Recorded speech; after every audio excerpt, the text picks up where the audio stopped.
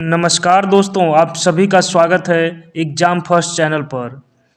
साथियों, आज से एग्ज़ाम फर्स्ट चैनल पर आपको होमगार्ड की परीक्षा के लिए सामान्य ज्ञान से जितने भी 100 प्रश्न पूछे जाएंगे, उन सभी की सटीक तैयारी आपको एग्ज़ाम फर्स्ट चैनल पर करवाई जाएगी।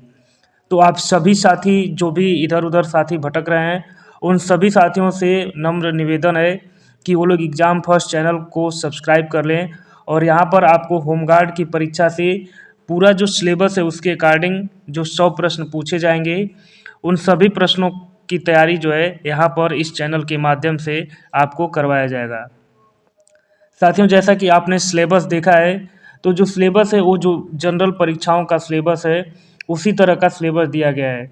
परंतु साथियों, जो सिलेबस होता है वो जैसे इतिहास है, भूगोल है, संविधान है, तो यह सिलेबस कॉमन होता है, लेकिन जो प्रश्नों का स्तर होता है वो विभिन्न परीक्षाओं के अनुसार अलग-अलग होता है। जैसे इतिहास से ही प्रश्न यूपी पीसीएस में भी पूछा जाता है, आरओ हाई कोर्ट में भी पूछा जाता है, जूनियर असिस्टेंट में भी पूछा जाता है और होमगार्ड में भी पूछा जाएगा। तो सिलेबस वही रहेगा, जो प्रश्नों का स्तर है वह जो है यहाँ पर जो पोस्ट है उनके अकॉर्डिंग रहता है। तो यहाँ पर आपको बहुत ही ज़्यादा डीप में होमगार्ड के लिए बहुत ही ज़्यादा डीप में स्टडी करने की आवश्यकता नहीं है, परंतु हाँ, आपको सभी जितने भी टॉपिक हैं उन सभी टॉपिक को अच्छे से समझना है।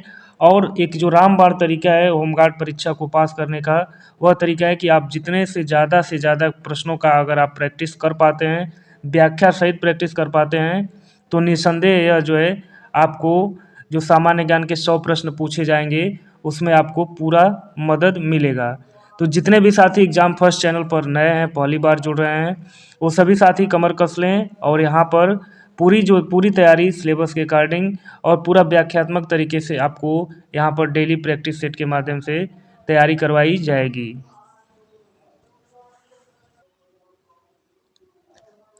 तो साथियों, एक नज़र हम देख लेते हैं कि सिलेबस क्या है। तो यहाँ पर अगर मोटे तौर पर देखा जाए तो जो सिलेबस में मेंशन किया गया है वह यहाँ पर भारतीय संविधान एवं राज्य व्यवस्था और इसके अंदर जो सब टॉपिक हैं सभी को शामिल किया गया है।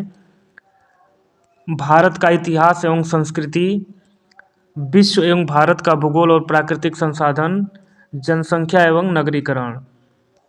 तो यह जो मेन टॉपिक हो गया। बाकी उत्तर प्रदेश से संबंधित जैसे उत्तर प्रदेश की शिक्षा, संस्कृति और सामाजिक प्रथाओं के संबंध में विशिष्ट जानकारी, उत्तर प्रदेश राजस्व, पुलिस एवं प्रशासनिक व्यवस्था, मानवाधिकार, आंतरिक सुरक्षा एवं आतंकवाद, भारत और उसके पड़ोसी देशों के बीच संबंध, भारतीय अर्थव्यवस्था, भारतीय कृषि, वाणिज्य एवं व्यापार, सामान्य विज्ञान, पर्यावरण, कंप्यूटर कौशल की आधारभूत जानकारी, सोशल मीडिया कम्युनिकेशन और करंट अफेयर्स और परंपरागत सामान्य ज्ञान।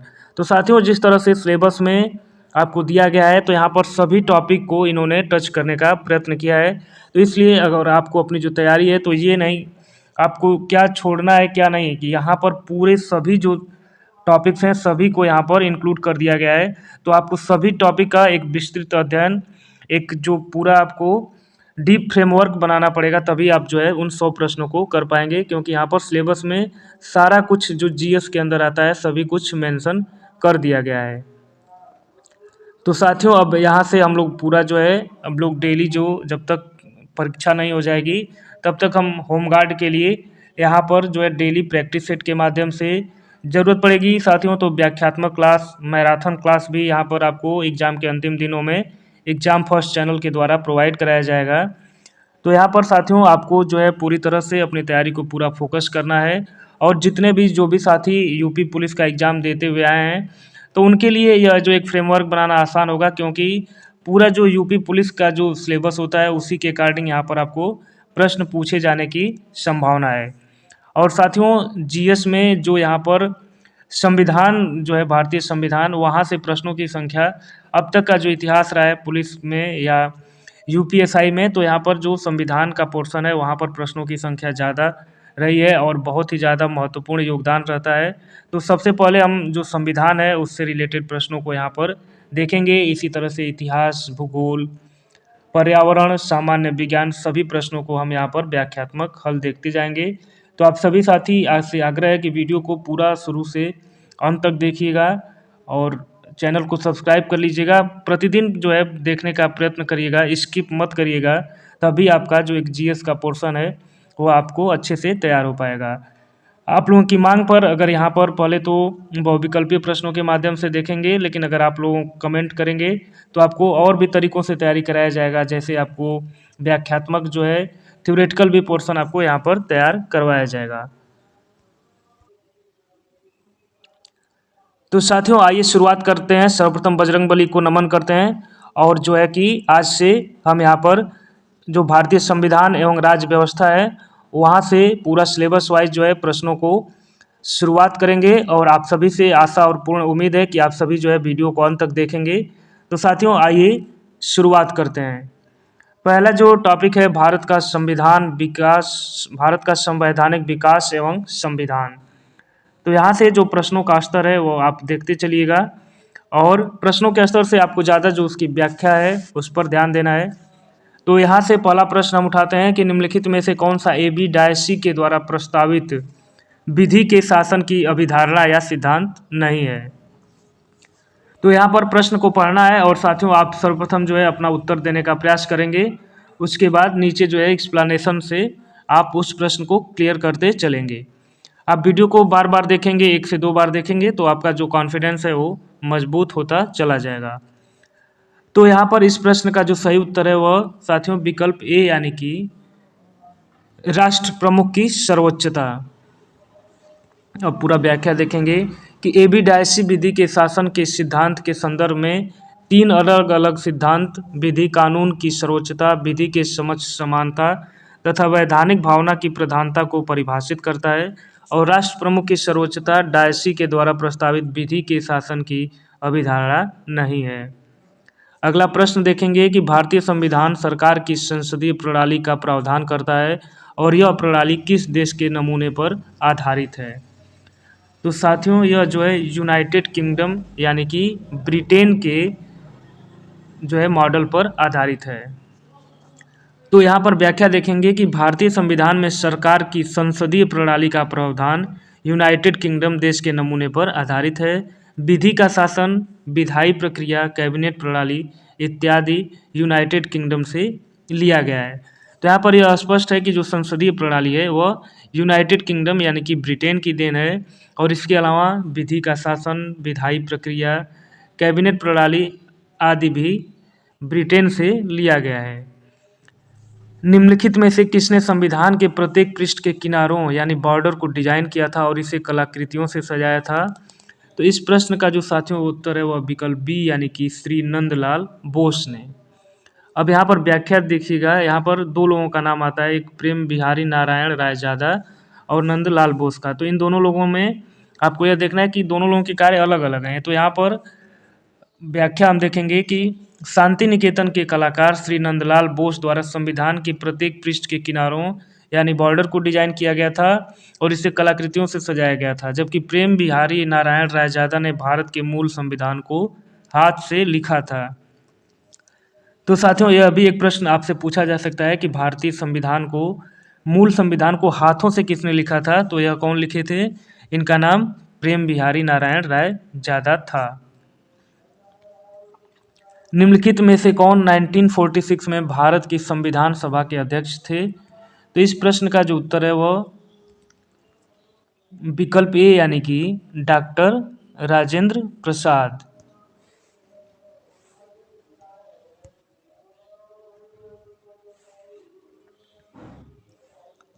अब व्याख्या देखेंगे।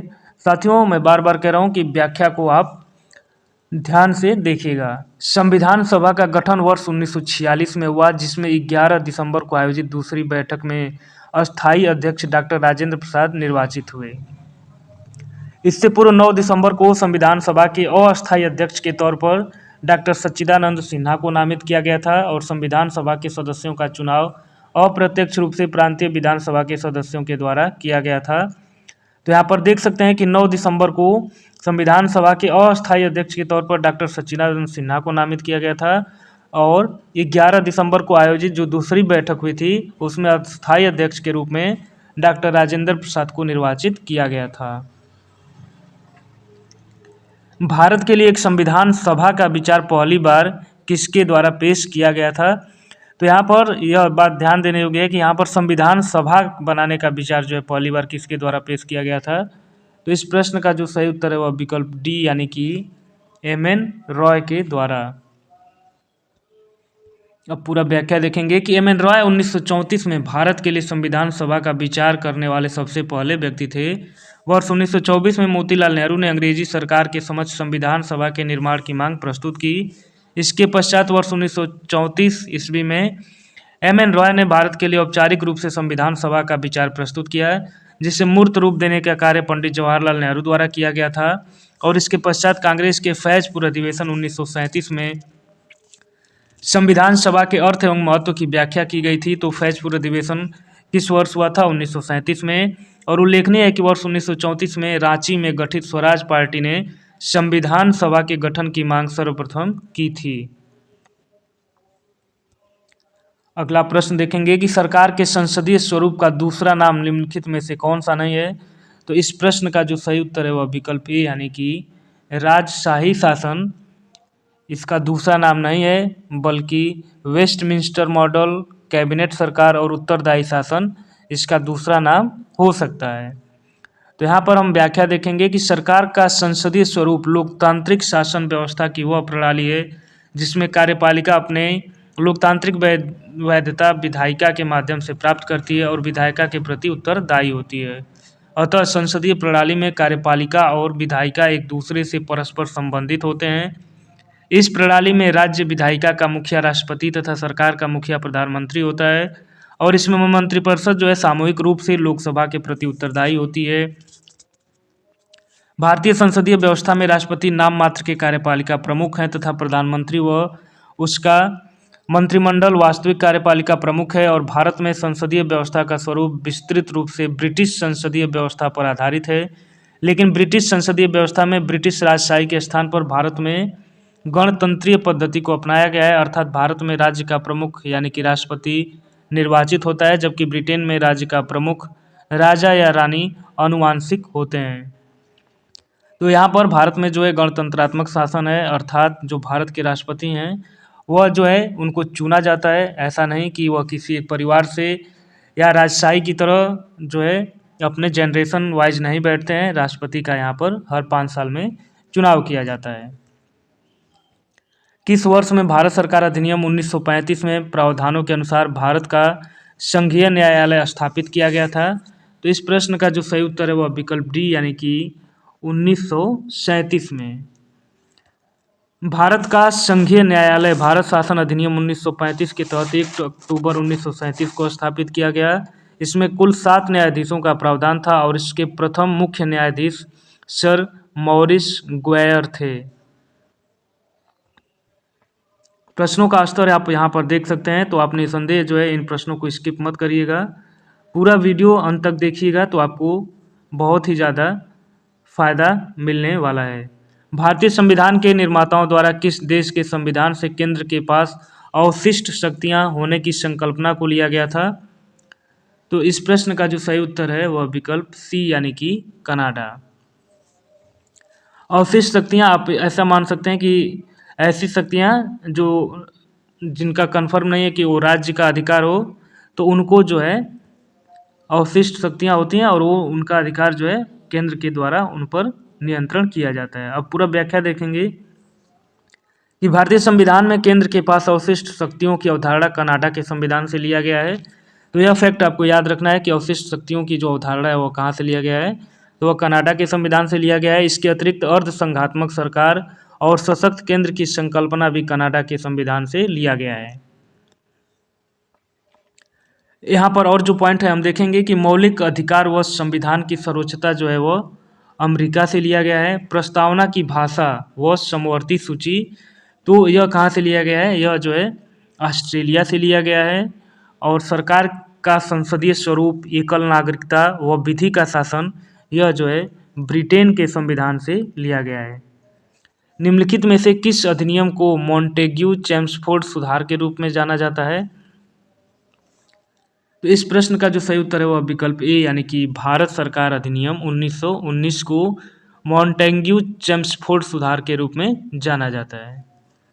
अब व्याख्या देखेंगे कि वर्ष 1918 में राज्य सचिव एडविन सैमुअल मॉन्टेग्यू और वाइस लॉर्ड चैम्सफोर्ड ने संवैधानिक सुधारों की अपनी योजना तैयार की और जिसे संयुक्त रूप से मॉन्टेग्यू चैम्सफोर्ड सुधार के रूप में जाना जाता है, जिसके तहत 1919 के भारत शासन अधिनियम को अधिनियमित किया गया और वर्ष 1921 में मॉन्टेग्यू चैम्सफोर्ड सुधारों को लागू किया गया और इस अधिनियम का एकमात्र उद्देश्य भारतीयों को शासन में प्रतिनिधित्व सुनिश्चित करना था। अगला प्रश्न देखेंगे, डैश यानी कि खाली स्थान के मामले में एक समतावादी सामाजिक व्यवस्था की स्थापना को संविधान की मूल संरचना के रूप में माना गया था। तो इस प्रश्न का जो सही उत्तर है वह विकल्प डी यानी कि समता बनाम आंध्र प्रदेश राज्य। अब पूरा व्याख्या देखेंगे कि समता यानी कि एनजीओ बनाम आंध्र प्रदेश राज्य के मामले में एक समतावादी सामाजिक व्यवस्था की स्थापना को संविधान की मूल संरचना के रूप में माना गया था।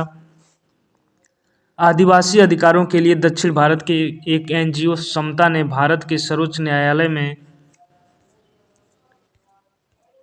एक विशेष अवकाश याचिका दायर की और सुप्रीम कोर्ट ने 1997 में यह निर्णय सुनाया कि आदिवासियों की भूमि और वन भूमि को गैर आदिवासियों या निजी कंपनियों को खनन या औद्योगिक दुनिया के लिए पट्टे पर नहीं दिया जा सकता और ऐसे काम केवल आदिवासी या सरकारी उपक्रम ही कर सकते हैं। अगला प्रश्न देखेंगे कि 1909 के भारतीय परिषद अधिनियम को किस रूप में जाना जाता था। तो इस प्रश्न का जो सही उत्तर है वह विकल्प डी यानी कि मार्ले मिंटो सुधार के रूप में जाना जाता था। किस अधिनियम को? 1909 के भारतीय परिषद अधिनियम को। व्याख्या देखेंगे कि भारत परिषद अधिनियम 1909 को मार्ले मिंटो सुधार के रूप में जाना जाता है। इस अधिनियम द्वारा केंद्रीय व प्रांतीय विधान परिषदों में अतिरिक्त सदस्यों की संख्या में वृद्धि की गई।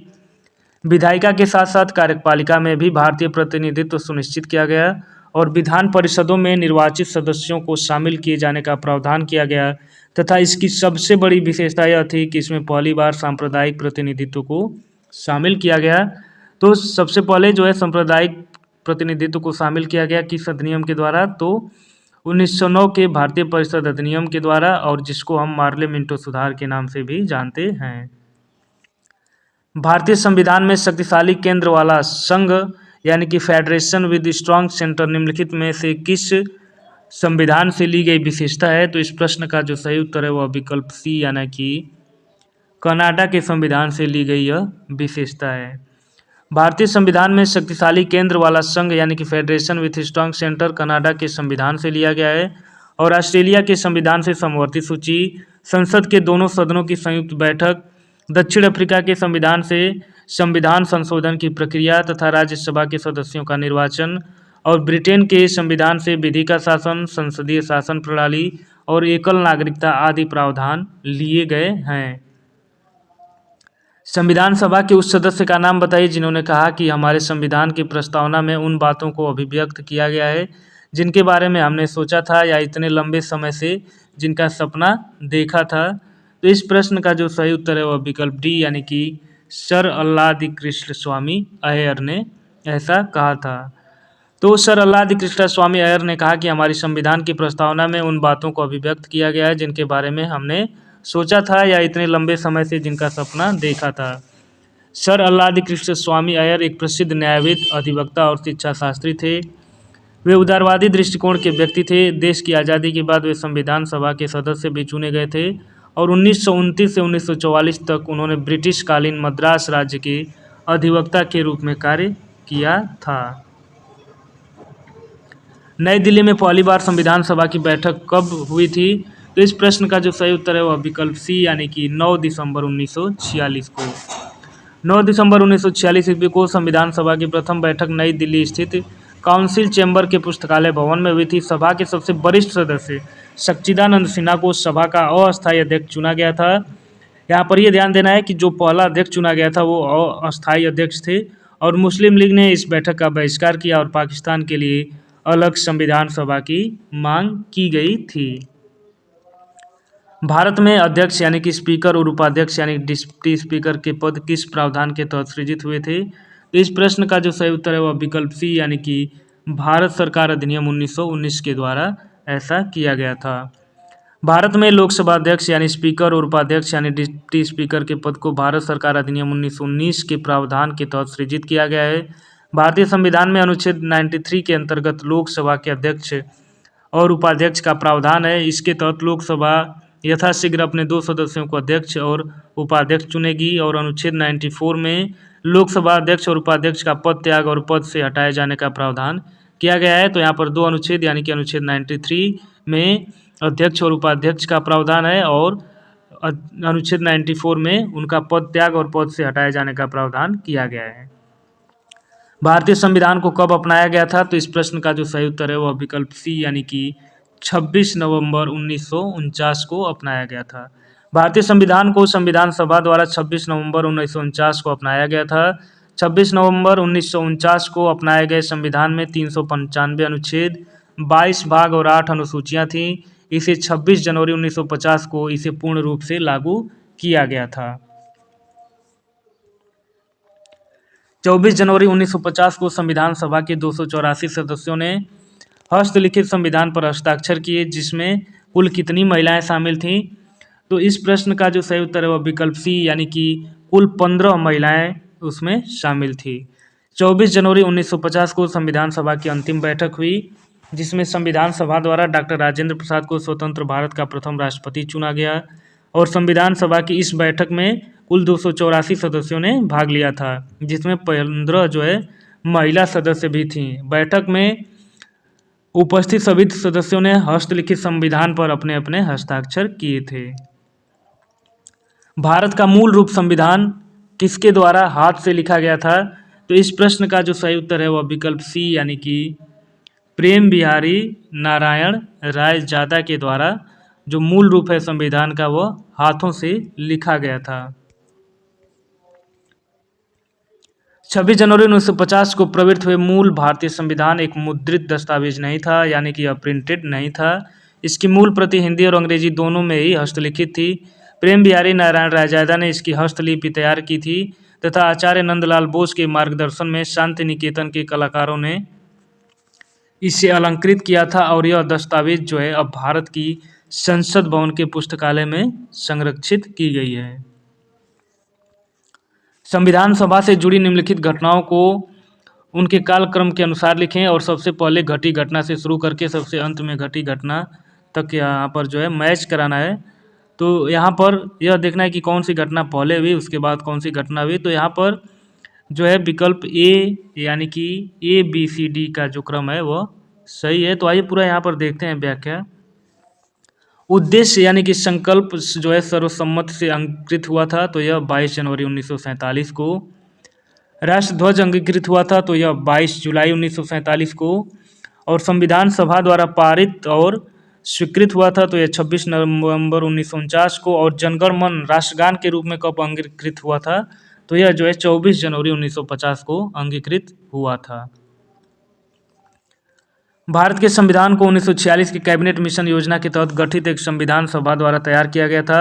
और इस संविधान सभा में संविधान तैयार करने के लिए कितनी समितियां थीं? तो इस प्रश्न का जो हम व्याख्या देखेंगे, क्योंकि जो ऑप्शंस हैं उनमें थोड़ा सा कॉन्फ्लिक्ट है, तो वो पूरा व्याख्या हम यहाँ पर देखते हैं कि भारत के संविधान को 1946 में कैबिनेट मिशन योजना के तहत गठित एक संविधान सभा द्वारा तैयार किया गया था। और इस संविधान सभा में संविधान तैयार करने के लिए कुल 21 समितियां थीं, जिसमें 13 छोटी समितियां थीं और 8 बड़ी समितियां यहाँ पर थीं। 9 दिसंबर 1946 को नई दिल्ली में संविधान सभा की पहली बैठक संविधान सभागृह में हुई, जिसे अब कहा जाता है, तो इसको क्या कहा जाता है? तो इसे अब जो है विकल्प ए यानी कि संसद भवन का सेंट्रल हॉल यानी केंद्रीय कक्ष कहा जाता है। 9 दिसंबर 1946 को संविधान सभा की पहली बैठक सच्चिदानंद सिन्हा की अध्यक्षता में, जो अस्थायी अध्यक्ष थे, वहां पर नई दिल्ली में संविधान सभागृह में हुई थी, जिसे अब संसद भवन के केंद्रीय कक्ष के रूप में जाना जाता है। और इस बैठक में मुस्लिम लीग ने भाग नहीं लिया था। और 11 दिसंबर 1946 को डॉक्टर राजेंद्र प्रसाद संविधान सभा के अस्थायी अध्यक्ष निर्वाचित हुए थे। किसने गवर्नर जनरल और प्रदेशों के गवर्नरों को संवैधानिक प्रमुख का दर्जा दिया है? तो इस प्रश्न का जो सही उत्तर है वह विकल्प ए यानी कि भारतीय स्वतंत्रता अधिनियम। भारतीय स्वतंत्रता अधिनियम 4 जुलाई 1947 को ब्रिटिश संसद में प्रस्तुत किया गया, जो 18 जुलाई 1947 ईस्वी को स्वीकृत किया गया। इसके प्रमुख प्रावधानों के तहत भारत और पाकिस्तान दो डोमेनियन स्टेट की स्थापना, दोनों देशों के लिए अलग अलग संविधान सभा का गठन, गवर्नर जनरल तथा प्रदेशों के गवर्नरों को संवैधानिक प्रमुख का दर्जा दिया गया था। संविधान सभा का अंतिम सत्र कब आयोजित किया गया था? तो इस प्रश्न का जो सही उत्तर है वह विकल्प बी यानी कि 24 जनवरी 1950। संविधान सभा की अंतिम बैठक यानी कि 12वीं जो बैठक है वह 24 जनवरी 1950 को भी थी। इसी दिन सदस्यों ने संविधान पर अंतिम रूप से हस्ताक्षर किया तथा डॉक्टर राजेंद्र प्रसाद को भारत का प्रथम राष्ट्रपति चुना गया। निम्नलिखित में से कौन सा भारत के संविधान के बारे में सही है? तो इस प्रश्न का जो सही उत्तर है वह विकल्प ए यानी कि केवल ए जो है सही है। पूरा व्याख्या देखेंगे। यह दुनिया में किसी भी संप्रभु देश का सबसे लंबा लिखित संविधान है। संसद संविधान को निरस्त कर सकती है और यह संसदीय सर्वोच्चता प्रदान करता है, संवैधानिक सर्वोच्चता नहीं। तो यहाँ पर बस केवल ये सही है, यानी कि भारत का संविधान दुनिया में किसी भी संप्रभु देश का सबसे लंबा लिखित संविधान है और संसद संविधान को निरस्त नहीं कर सकती बल्कि इसमें संशोधन कर सकती है। और भारतीय संविधान संवैधानिक सर्वोच्चता प्रदान करता है, न कि संसदीय सर्वोच्चता। संप्रभु देश का मतलब ये होता है साथियों कि यहाँ पर किसी और देश का भारत पर कंट्रोल नहीं है। भारत जो भी चाहेगा अपने संविधान में या अपने कानून में वह जो है खुद से डिजाइन करेगा और खुद से अप्लाई करेगा। किसी और देश का यहाँ पर कोई कंट्रोल नहीं है। अगला प्रश्न देखेंगे कि किस अधिनियम ने पहली बार देश में प्रत्यक्ष चुनाव की शुरुआत की और इसके द्वारा कुछ सीमित लोगों को उनकी संपत्ति, कर अथवा शिक्षा के आधार पर मताधिकार दिया गया? तो इस प्रश्न का जो सही उत्तर है वह विकल्प डी यानी कि भारत सरकार अधिनियम 1919। भारत सरकार अधिनियम 1919 को मॉन्टेग्यू चेम्सफोर्ड सुधार के नाम से भी जाना जाता है और इस अधिनियम के द्वारा देश में पहली बार प्रत्यक्ष चुनाव की शुरुआत हुई। इस अधिनियम के द्वारा कुछ सीमित लोगों को उनकी संपत्ति, कर या शिक्षा के आधार पर मताधिकार दिया गया था। तो देख सकते हैं साथियों पहले का टाइम कैसा था कि आपके पास कुछ संपत्ति, कर या अगर आप शिक्षित हैं तभी जो है आपको मताधिकार दिया गया था। तो इस तरह से चीज़ें साथियों बदलती गई। फिलहाल आप देख रहे हैं कि सरकार के द्वारा SIR चलाया जा रहा है। तो यहाँ पर समय के साथ जो है चीज़ों को बदला जा रहा है और इस तरह से आप यहाँ पर अब अगला प्रश्न हम यहाँ पर देखेंगे। अच्छा, व्याख्या देख लेते हैं कि इस अधिनियम की कुछ मुख्य विशेषताएं निम्नलिखित थी। केंद्र में द्विसदनात्मक विधायिका का गठन, प्रांतों में द्वैत शासन प्रणाली की शुरुआत, लोक सेवा आयोग का गठन और सांप्रदायिक आधार पर सिखों, भारतीय ईसाइयों, आंग्ल भारतीयों व यूरोपियों के लिए भी पृथक निर्वाचन यहाँ पर दिया गया था। निम्नलिखित में से कौन सा संविधान सभा के बारे में सही है? तो इस प्रश्न का जो सही उत्तर है वह विकल्प सी यानी कि केवल बी यहाँ पर सही है। संविधान का मसौदा तैयार करना ही संविधान सभा का एकमात्र कार्य है और एक बार जब संविधान अस्तित्व में आता है तो संविधान सभा भंग कर दी जाती है। तो यहाँ पर केवल बी जो सही है। व्याख्या देखेंगे कि कैबिनेट मिशन योजना के तहत संविधान सभा का गठन किया गया। इसका मुख्य कार्य संविधान का मसौदा तैयार करना था, किंतु इसके अतिरिक्त इसने कुछ अन्य कार्य भी किए, जैसे अधिनियम, कानूनों को निर्णय लेने की प्रक्रिया में शामिल किया गया। इसने मई 1949 में ब्रिटिश राष्ट्रमंडल में भारत की सदस्यता को स्वीकार कर मंजूरी दी थी। इसके द्वारा राष्ट्रगान, राष्ट्रगीत एवं राष्ट्रीय ध्वज को अपनाया गया और ध्यातव्य है कि 24 जनवरी 1950 ईस्वी को संविधान सभा की अंतिम बैठक हुई एवं संविधान सभा भंग कर दी गई। अतः कथन बी सही है जबकि ए गलत है। भारत का संविधान संविधान सभा द्वारा प्रारूपित किया गया था और 16 मई 1946 को कैबिनेट मिशन प्लान के अंतर्गत इसे कार्यान्वित किया गया। संविधान सभा के सदस्यों का चयन प्रादेशिक असेंबलियों द्वारा अनुपातिक प्रतिनिधित्व प्रणाली के एकल हस्तांतरणीय मत द्वारा किया गया था और उस समय संविधान सभा के सदस्यों की कुल संख्या कितनी थी? तो इस प्रश्न का जो सही उत्तर है वह विकल्प बी यानी कि 389। भारत का संविधान संविधान सभा द्वारा प्रारूपित किया गया था। 16 मई 1946 को कैबिनेट मिशन के अंतर्गत इसे कार्यान्वित किया गया और संविधान सभा के सदस्यों का चयन प्रादेशिक असेंबलियों के द्वारा अनुपातिक प्रतिनिधित्व प्रणाली के एकल हस्तांतरणीय मत द्वारा किया गया था और उस समय संविधान सभा के सदस्यों की कुल संख्या 389 थी। वह कौन से नेता थे जो केंद्रीय विधानसभा के अध्यक्ष थे, यानी कि 1946 से लेकर 1947 तक। फिर वे संविधान सभा के अध्यक्ष बने और तत्पश्चात वे लोकसभा के अध्यक्ष भी बने। तो इस प्रश्न का जो सही उत्तर है वह विकल्प बी यानी कि जीवी मावलंकर, गणेश वासुदेव मावलंकर। व्याख्या देखेंगे। गणेश वासुदेव मावलंकर वह नेता थे जो केंद्रीय विधानसभा के अध्यक्ष थे, यानी कि 1946 से लेकर 1947 तक। फिर वे संविधान सभा के अध्यक्ष बने और तत्पश्चात वे लोकसभा के अध्यक्ष भी बने। भारतीय संविधान लागू होने से पहले भारत का प्रशासन मूल रूप से किस दस्तावेज के अनुसार होता था? तो इस प्रश्न का जो सही उत्तर है वह विकल्प डी यानी कि भारत सरकार अधिनियम 1935 के द्वारा चलाया जाता था। भारतीय संविधान लागू होने से पहले भारत का प्रशासन मूल रूप से भारत सरकार अधिनियम 1935 दस्तावेज के अनुसार होता था और इस अधिनियम में 321 धाराएं और 10 अनुसूचियां थीं। इसकी विशेषता थी अखिल भारतीय संघ, प्रांतीय स्वायत्तता, केंद्र में द्वैध शासन की स्थापना तथा संघीय न्यायालय की व्यवस्था। इस अधिनियम का प्रमुख उद्देश्य भारत सरकार को ब्रिटिश सरकार के अधीन लाना था, अतः भारत सरकार के अधिकारों का स्रोत ब्रिटिश सम्राट था। हालांकि 1935 के अधिनियम में प्रांतीय स्वतंत्रता जैसे कुछ उपयोगी और महत्वपूर्ण सुधार शामिल थे, फिर भी भारत सरकार अधिनियम 1935 भारत के संवैधानिक विकास का वह बिंदु था जहां से पीछे की ओर नहीं लौटा जा सकता था। भारत के संविधान के कौन से भाग रूस से लिए गए हैं? पी यानी कि पंचवर्षीय योजना, क्यू यानी कि मौलिक अधिकार और आर यानी कि मौलिक दायित्व। तो इस प्रश्न का जो सही उत्तर है वह विकल्प ए यानी कि केवल पी और आर, यानी कि भारत के संविधान में पंचवर्षीय योजना, मौलिक दायित्व यानी कि मूल कर्तव्य रूस के संविधान से लिया गया है, जबकि मौलिक अधिकार जो है संयुक्त राज्य अमेरिका के संविधान से लिया गया है। उल्लेखनीय है कि मूल अधिकार भारतीय संविधान के भाग 3 में अनुच्छेद 12 से 35 तक वर्णित है और ये वे अधिकार हैं जो व्यक्ति के भौतिक व नैतिक विकास के लिए नेसेसरी अनिवार्य माने जाते हैं व जिन्हें संविधान का विशेष संरक्षण प्राप्त है।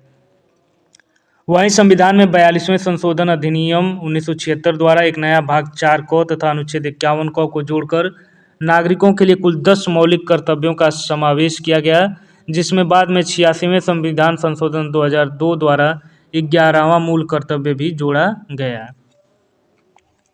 निम्नलिखित कार्यों में से कौन सा संविधान सभा द्वारा नहीं किया गया था? ए यानी कि इसने राष्ट्रमंडल में भारत की सदस्यता का अनुमोदन किया, इसने राष्ट्रगान और राष्ट्रगीत को अंगीकृत किया, और सी इसने देश के प्रथम प्रधानमंत्री के रूप में जवाहरलाल नेहरू को चुना और इसने राष्ट्रीय ध्वज को अंगीकृत किया। इस प्रश्न का जो सही उत्तर है वह विकल्प सी यानी कि इसने देश के प्रथम प्रधानमंत्री के रूप में जवाहरलाल नेहरू को चुना।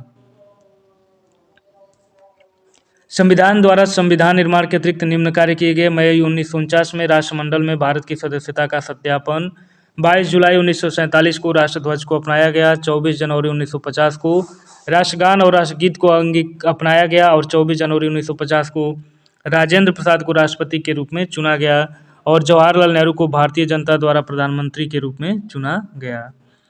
भारत और बांग्लादेश के बीच भूमि सीमा समझौता यानी कि LBA पर हस्ताक्षर होने के बाद बांग्लादेश के साथ कुछ विशेष अंतर क्षेत्रों की अदला बदली करने तथा अंतर क्षेत्रों के निवासियों को नागरिकता देने के लिए संविधान की किस अनुसूची में संशोधन की आवश्यकता है? तो इस प्रश्न का जो सही उत्तर है वह विकल्प सी यानी कि पहली अनुसूची में संशोधन की आवश्यकता है।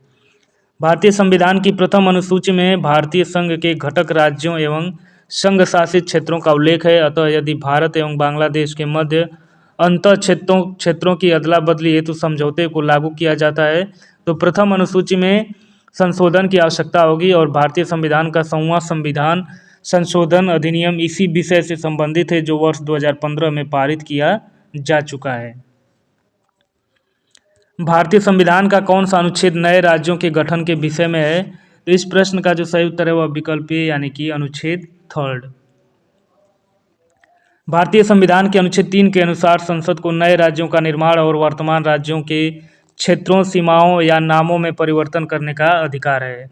अनुच्छेद 12 में राज्य की परिभाषा, अनुच्छेद 22 के तहत कुछ दशाओं में गिरफ्तारी और निरोध से संरक्षण तथा अनुच्छेद 9 के तहत विदेशी राज्य की नागरिकता स्वेच्छा से अर्जित करने वाले व्यक्तियों का नागरिक न होना या भारतीय नागरिकता समाप्त हो जाना शामिल है। निम्न में से किस संघ राज्य क्षेत्र में विधानसभा है? तो इस प्रश्न का जो सही उत्तर है वह विकल्प बी यानी कि पुडुचेरी में।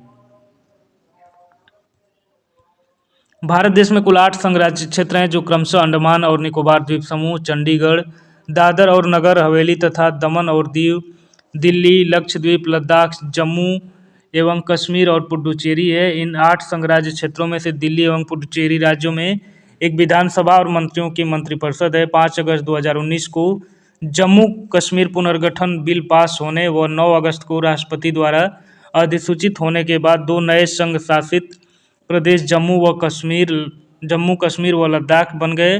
अतः अब कुल 8 संघ शासित प्रदेश हो गए हैं, जिसमें से जम्मू कश्मीर में विधानसभा होगी और यह अधिनियम 31 अक्टूबर 2019 से लागू हुआ है। भारतीय संविधान में इस समय कितनी अनुसूचियां हैं? तो इस प्रश्न का जो सही उत्तर है वह विकल्प सी यानी कि 12 अनुसूचियां हैं।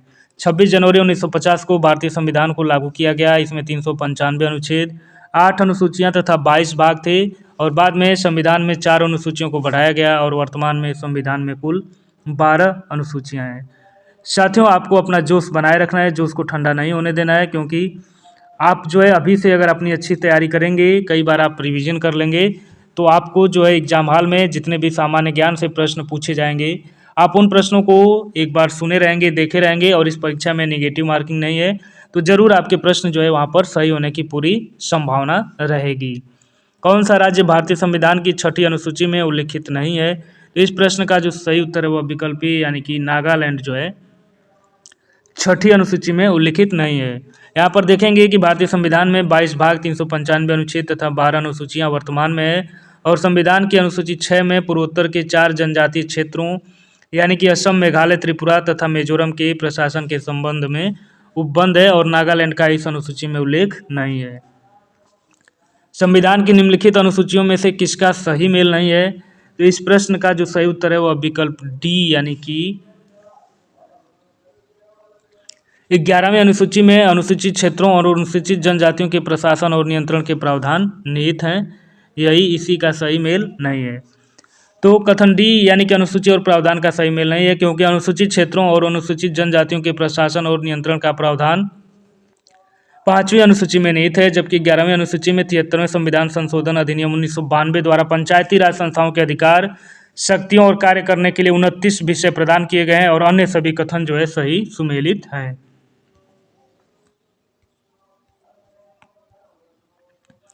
राज्यसभा में भारत के प्रत्येक राज्य के लिए सीटों का आवंटन भारत के संविधान की किस अनुसूची में उल्लेख किया गया है? तो इस प्रश्न का जो सही उत्तर है वह विकल्प डी यानी कि 4थी अनुसूची में किया गया है। राज्यसभा में भारत के प्रत्येक राज्य के लिए सीटों का आवंटन का उल्लेख भारतीय संविधान की 4थी अनुसूची में किया गया है। 6वीं अनुसूची यह असम, मेघालय, त्रिपुरा और मिजोरम राज्यों की जनजातीय क्षेत्रों के प्रशासन और नियंत्रण के बारे में है और 5वीं अनुसूची इसमें विभिन्न अनुसूचित क्षेत्रों और अनुसूचित जनजातियों के क्षेत्रों के प्रशासन के बारे में उपबंध है और 8वीं अनुसूची इसमें भारत की 22 भाषाओं का उल्लेख किया गया है। निम्नलिखित में से कौन सी भाषा संविधान की रचना के समय 8वीं अनुसूची में उल्लिखित नहीं थी? तो इस प्रश्न का जो सही उत्तर है वह विकल्प डी यानी कि कश्मीरी भाषा उल्लिखित नहीं थी, बाकी बोडो, सिंधी और कोंकणी सम्मिलित थी।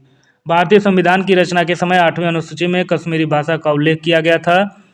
21वें संविधान संशोधन अधिनियम 1967 द्वारा सिंधी, 71वें संविधान संशोधन अधिनियम 1992 द्वारा नेपाली, कोंकणी तथा मणिपुरी और 92वें संविधान संशोधन अधिनियम 2003 द्वारा मैथिली, संथाली, डोगरी और बोडो को शामिल किया गया। अतः कश्मीरी भाषा संविधान की रचना के समय 8वीं अनुसूची में उल्लिखित थी।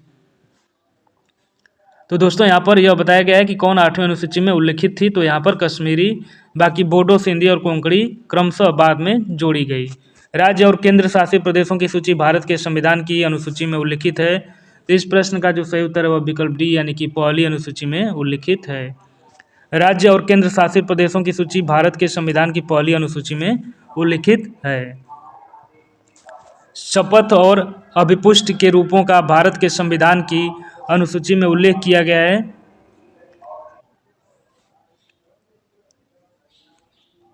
तो साथियों, इस प्रश्न का जो सही उत्तर है वह विकल्प ए यानी कि तीसरी।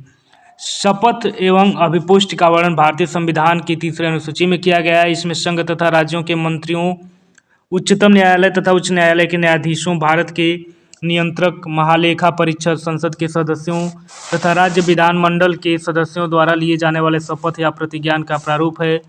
राष्ट्रपति जो है अनुच्छेद 60, उपराष्ट्रपति अनुच्छेद 69 तथा राज्यपाल जो है अनुच्छेद 159 के अनुरूप शपथ लेता है। जब संविधान सभा को पहली बार अपनाया गया था तब इसमें कुल कितने अनुच्छेद थे? तो इस प्रश्न का जो सही उत्तर है वह विकल्प ए यानी कि 395 यानी कि 395 अनुच्छेद थे। जब संविधान पहली बार अपनाया गया था तो उसमें अनुच्छेद जो है 395 थे और 8 अनुसूचियाँ थी। वर्तमान में अनुच्छेदों की संख्या 395 ही है, जबकि अनुसूचियों की संख्या 12 हो गई है। संविधान के संदर्भ में निम्नलिखित में से कौन सा सही है? तो इस प्रश्न का जो सही उत्तर है वह विकल्प ए और बी यानी कि दोनों कथन सही हैं। यानी कि उनके पास केंद्रीय जांच ब्यूरो यानी कि सीबीआई को तलाशी और जब्ती करने के लिए प्राधिकृत करने का अधिकार है और लोकपाल को भ्रष्टाचार के आरोप से जुड़े सरकारी कर्मचारी के तबादले अथवा निलंबन की सिफारिश करने का अधिकार है। तो यहाँ पर देख सकते हैं कि संविधान के संदर्भ में उनके पास केंद्रीय जांच ब्यूरो को तलाशी और जब्ती करने के लिए प्राधिकृत करने का अधिकार है और लोकपाल को भ्रष्टाचार के आरोप से जुड़े सरकारी कर्मचारी के तबादले अथवा निलंबन की सिफारिश करने का अधिकार है। अतः ए एवं बी दोनों सही हैं। संविधान के अनुसार इनमें से कौन सी भारत की राष्ट्रीय भाषा है? तो इस प्रश्न का जो सही उत्तर है वह विकल्प ए यानी कि भारत की कोई भी राष्ट्रीय भाषा नहीं है। भारत की स्वतंत्रता के पश्चात हिंदी को राजभाषा का दर्जा प्राप्त हुआ था तथा 14 सितंबर 1949 को हिंदी को संवैधानिक रूप से राजभाषा घोषित किया गया। इसलिए प्रत्येक वर्ष 14 सितंबर को हिंदी दिवस के रूप में मनाया जाता है। संविधान के भाग 17 में अनुच्छेद 343 से 351 तक राजभाषा के बारे में वर्णन है और तो स्पष्ट है कि हिंदी भारत की राष्ट्रभाषा नहीं है बल्कि राजभाषा है। तो यहाँ पर यह बात ध्यान देने योग्य है कि हिंदी जो है राष्ट्रभाषा नहीं है बल्कि यह एक राजभाषा के रूप में हिंदी को दर्जा दिया गया है। यूनाइटेड किंगडम की संसद के कौन से अधिनियम के बारे में कहा जाता है कि वो भारत में उदार, तानाशाही और जिम्मेदार सरकार की उत्पत्ति के अंत को दर्शाता है? तो इस प्रश्न का जो सही उत्तर है वह विकल्प सी यानी कि भारत सरकार अधिनियम 1919। यूनाइटेड किंगडम की संसद के भारत सरकार अधिनियम 1919 के बारे में कहा जाता है कि यह अधिनियम भारत में उदार, तानाशाही और जिम्मेदार सरकार की उत्पत्ति के अंत को दर्शाता है और भारत सरकार अधिनियम 1919 को मॉन्टेग्यू चेम्सफोर्ड सुधार भी कहा जाता है। इस अधिनियम में सर्वप्रथम उत्तरदायी शासन शब्द का स्पष्ट प्रयोग किया गया था और इस अधिनियम के द्वारा केंद्र में द्विसदनात्मक विधायिका स्थापित की गई और इस अधिनियम की मुख्य विशेषता प्रांतों में एक आंशिक उत्तरदायी सरकार की स्थापना करना था और इसके लिए प्रांतों में द्वैध शासन पद्धति को लागू किया गया। किस तिथि को भारत राजतंत्र को समाप्त करने वाला राष्ट्रमंडल का पहला देश बन गया? हालांकि इस निर्णय के बावजूद इसे कॉमनवेल्थ की सदस्यता जारी रखी। तो इस प्रश्न का जो सही उत्तर है वह विकल्प सी यानी कि 26 जनवरी 1950 को। 26 जनवरी 1950 को भारत राजतंत्र को समाप्त करने वाला राष्ट्रमंडल का पहला देश था और इस निर्णय के बावजूद भारत ने कॉमनवेल्थ की सदस्यता जारी रखी। राष्ट्रमंडल उन देशों का संगठन है जो कभी ब्रिटिश साम्राज्य के अधीन थे। वर्तमान राष्ट्रमंडल की स्थापना लंदन घोषणा पत्र द्वारा स्थापना 1949 ईस्वी में की गई थी और इसका मुख्यालय लंदन में है और भारत में राष्ट्रमंडल के देशों की संख्या जो है 56 है। यानी कि वर्तमान में राष्ट्रमंडल के सदस्य देशों की कुल संख्या 56 है। यानी कि ब्रिटेन ने 56 देशों पर राज्य किया था। ग्रेनविल ऑस्टिन द्वारा गढ़ा गया एक शब्द है जिसका अर्थ एक ऐसी व्यवस्था जो मजबूत केंद्रीय सरकार को जन्म देती है, लेकिन इसका मतलब यह नहीं कि इससे प्रदेशों के सरकारें जो केंद्रीय नीतियों का कार्यान्वयन करती हैं कमजोर पड़ जाती हैं। उदाहरण स्वरूप भारत। तो इस प्रश्न का जो सही उत्तर है वह विकल्प ए यानी कि सहकारी संघवाद। सहकारी संघवाद ग्रेनविल ऑस्टिन द्वारा गढ़ा गया एक शब्द है जिसका अर्थ है एक ऐसी व्यवस्था जो मजबूत केंद्रीय सरकार को जन्म देती है, लेकिन इसका मतलब यह नहीं कि इससे प्रदेशों की सरकारें जो केंद्रीय नीतियों का कार्यान्वयन करती हैं कमजोर पड़ जाती हैं। भारत के संविधान की मूल हस्तलिखित कॉपी कहाँ रखी गई है? तो इस प्रश्न का जो सही उत्तर है वह विकल्प सी यानी कि संसद की लाइब्रेरी में रखी गई है। भारतीय संविधान की 2 प्रतियां हाथ से लिखी हुई हैं, एक प्रति अंग्रेजी में और एक हिंदी में। दोनों हस्तलिखित प्रतियों पर संविधान सभा के 284 सदस्यों ने 24 जनवरी 1950 को हस्ताक्षर किया था और भारतीय संविधान की हस्तलिखित दोनों मूल प्रतियों को संसद भवन के पुस्तकालय में सुरक्षित रखा गया है। किस अधिनियम ने पहली बार विधायिका में द्विसदनीय व्यवस्था लागू की? तो इस प्रश्न का जो सही उत्तर है वह विकल्प ए यानी कि भारत सरकार अधिनियम। तो व्याख्या देखेंगे कि 1919 का भारत सरकार अधिनियम, जिसे मॉन्टेग्यू चैम्सफोर्ड सुधार भी कहा जाता है, कि प्रमुख प्रावधान है पहला, सांप्रदायिक निर्वाचन प्रणाली का विस्तार कर सिखों, आंग्ल भारतीय, यूरोपियनों, ईसाइयों तक कर दिया गया। और दूसरा, प्रांतों में द्वैध शासन प्रणाली लागू किया गया, अर्थात प्रांतीय विषयों को आरक्षित तथा हस्तांतरित विषयों में बांटा गया। आरक्षित विषय प्रांतीय गवर्नर एवं उसकी कार्यकारी परिषद के तहत रखे गए थे, एवं हस्तांतरित विषय जो है विधायिका के प्रति उत्तरदायी मंत्रियों के पास था। केंद्र में द्विसदनात्मक व्यवस्था की गई, उच्च सदन जिसे राज्य परिषद कहा गया तथा निम्न सदन जिसे विधानसभा कहा गया। किस तिथि को वृषभ चक्र और अश्वयुक्त सारनाथ का सिंह चतुर्मुख स्तंभ शीर्ष राष्ट्रीय प्रतीक के रूप में भारत सरकार द्वारा अंगीकृत किया गया? तो इस प्रश्न का जो सही उत्तर है वह विकल्प सी यानी कि 26 जनवरी 1950 को। 26 जनवरी 1950 को वृषभ चक्र और अश्वयुक्त सारनाथ का सिंह चतुर्भुज स्तंभ शीर्ष राष्ट्रीय प्रतीक के रूप में भारत सरकार द्वारा स्वीकृत किया गया। तो साथियों, आज हमने यहाँ पर जो है भारतीय संविधान से जो होमगार्ड के सिलेबस के अकॉर्डिंग सभी 50 प्रश्नों को हमने यहाँ पर देखा। तो साथियों, यह सीरीज का पहला वीडियो है जिसमें हमने 50 प्रश्नों को यहाँ पर देखा। तो इसी तरह से हम जो है लगातार जो है 50-50 प्रश्नों का जो सीरीज है एग्जाम फर्स्ट के चैनल के द्वारा आपको प्रोवाइड किया जाएगा। तो आप सभी साथी जो भी पुराने साथी हैं, पिछली कुछ परीक्षाओं से जुड़े हैं, उन्होंने देखा है कि एग्जाम फर्स्ट चैनल का कितना अच्छा योगदान रहता है आपको एग्ज़ाम की तैयारी करवाने में। और जो भी साथी नए साथी हैं उन सभी साथियों से आग्रह है कि वो भी प्लीज़ एग्जाम फर्स्ट चैनल को सब्सक्राइब कर लें। और आज से जो डेली वीडियो है वह आपको चैनल पर डाला जाएगा, जिसमें हम 50-50 प्रश्नों को डेली यहाँ पर देखेंगे और कम समय में हम एक अच्छी तैयारी कर पाएंगे और अपने आप को मजबूत कर पाएंगे। तो उन सभी साथियों से भी आग्रह है कि जो साथी चैनल पर जुड़ चुके हैं वो साथी जो है वीडियो को शेयर कर दें। जो लोग भी जिन उनके दोस्त जो हैं होमगार्ड परीक्षा के लिए अप्लाई कर रहे हैं या होमगार्ड परीक्षा की तैयारी कर रहे हैं, तो प्लीज़ आप सभी साथी उन तक भी इस वीडियो को आप ज़रूर से ज़रूर पहुंचाने का कष्ट करेंगे। तो इन सभी के साथ आज का वीडियो यहीं पर ख़त्म करते हैं और आप सभी साथियों का एग्जाम फर्स्ट चैनल की तरफ से बहुत बहुत धन्यवाद। नमस्कार, मिलते हैं एक और अगले वीडियो में। तो आप सभी का बहुत बहुत धन्यवाद।